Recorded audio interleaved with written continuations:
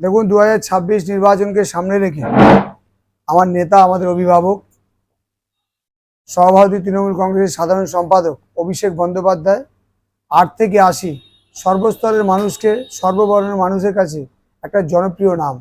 সেই অভিষেক বন্দ্যোপাধ্যায় আগামীকাল ঠিক বেলা 2টোর সময় ক্যানিং স্টেডিয়ামে আসছেন তার ছোট ভাই পরেশরাম দাসের রাজনৈতিক প্রচার করার জন্য, নির্বাচনী প্রচার করার জন্য।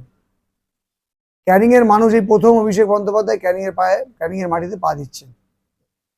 তাকে দেখার জন্যে একদম বাচ্চা থেকে বয়স্ক পর্যন্ত প্রত্যেকটা মানুষের মধ্যে একটা আলাদা উচ্ছ্বাস কাজ করছে, একটা আলাদা আবেগ কাজ করছে যে কখন অভিষেক বন্দ্যোপাধ্যায় আসছে। মানুষ তো, ছেলেমেয়েরা তাকে ছোঁয়ার জন্য পাগল, তার বক্তব্য শোনার জন্য ক্যানিংয়ের মানুষ অতি আগ্রহের মধ্যে দাঁড়িয়ে আছে।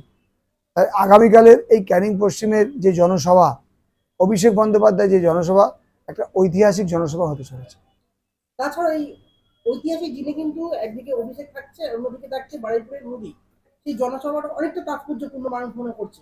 সেই প্রসঙ্গে কি বলবেন বিরোধীদের? দেখুন, একদিকে উন্নয়ন, যা কথা দেয় তাই রাখেন অভিষেক বন্দ্যোপাধ্যায় তার নাম, আর একদিকে যে জুমলা পার্টি, সেই জুমলা পার্টি, মিথ্যা পার্টির নেতা নরেন্দ্র মোদী নির্বাচনের আগে এসে অনেক বড় বড় ফুলঝুরি বলবে, অনেক বড় বড় মিথ্যা কথা বলবে, বাংলার মানুষকে ভুল বোঝাবে। কিন্তু বাংলার মানুষ প্রস্তুত। বাংলার মানুষ তার 2014 থেকে 2026 পর্যন্ত প্রত্যেক নির্বাচনে দেশবাসীর জন্য যা যা কথা বলেছে, প্রত্যেকটা কথা কিন্তু কথার কাজে মিল হয়নি।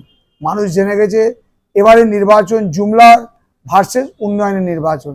তাই নরেন্দ্র মোদী বা বিজেপি সরকার বা বিজেপির নেতাদেরকে নিয়ে আমরা ভাবনা চিন্তা নেই। আমরা বাংলার 10 কোটি মানুষ, তাদেরকে নিয়ে আমরা ভাবি। তারাই আমাদের জীবনের পথ চলার পাথেও, তাদের সাথে থেকেই এই বাংলার উন্নয়ন এগিয়ে যাবে।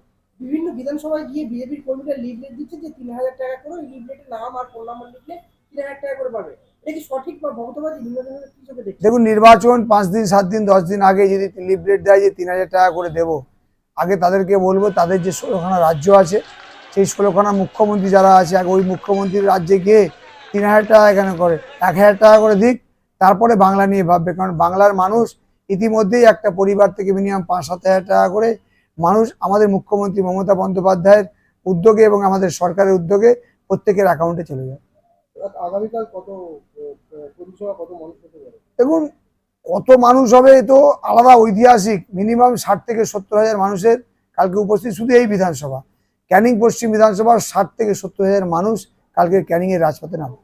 দাদা, উপস্থিত নিয়ে আপনার পশ্চিম বিধানসভা কেন্দ্রের বাসীদের উদ্দেশ্যে আগামীকাল থাকার জন্য কি বার্তা দেবেন?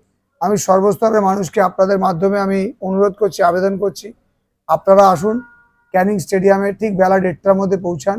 2টোর সময় আমাদের সভা শুরু হবে। অভিষেক বন্দ্যোপাধ্যায় হেলিকপ্টারে নামবে।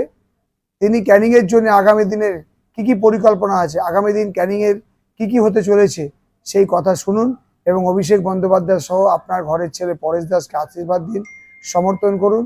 2026 নির্বাচনে ক্যানিং পশ্চিম বিধানসভায় দ্বিতীয়বারের জন্য আমাকে পুনর্নির্বাচন করুন এবং এই এলাকার শান্তি, সম্প্রীতি, হিন্দু মুসলিমের ভাই ভাইয়ের যে আমাদের ভালোবাসা, সেটা যেন অটুট থাকে। আপনার ভোটার নম্বর?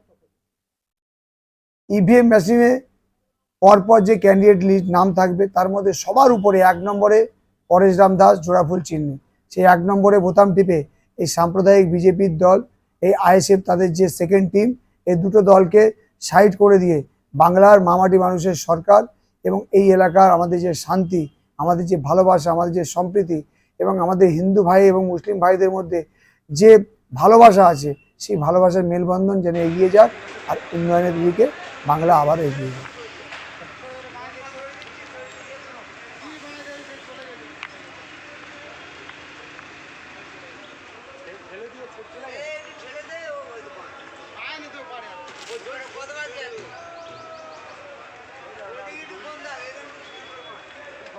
ব্যাপারে